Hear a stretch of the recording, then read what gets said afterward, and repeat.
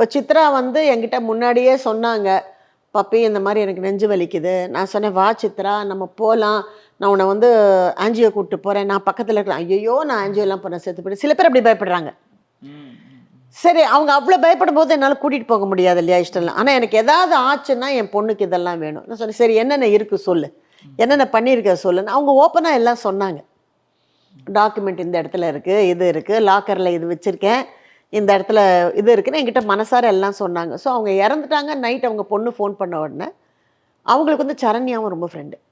So என்னால் உடனே Saranya மேமுக்கும் phone பண்ணி பொன்வனன் சாரும் வந்து அந்த பொண்ணுக்கு என்னெல்லாம் பண்ணணுமோ நாங்கள் 2 பேரும் நின்று, நான் கீழெல்லாம் வாடகை கொடுத்துருக்காங்க வீடை. ஸோ ஃப்ரெஷ்ஷாக அக்ரிமெண்ட் போட வச்சு இந்த பொண்ணு பேருக்கு கரெக்ட் பண்ணி இந்த பொண்ணுக்கு மாதம் பணம் அவள் அக்கௌண்ட்டில் போகிற மாதிரி பண்ணி, உண்மையிலே பொன்வனன் சார் நிறைய செஞ்சார், மனசார சொல்லணும். ஸோ எல்லாம் பண்ணி அந்த பொண்ணுக்கு ராமச்சந்திரா காலேஜில் ஒரு சீட்டும் வாங்கி கொடுத்து இன்றைக்கி ஃபைனல் இயரும் வந்துட்டாள்.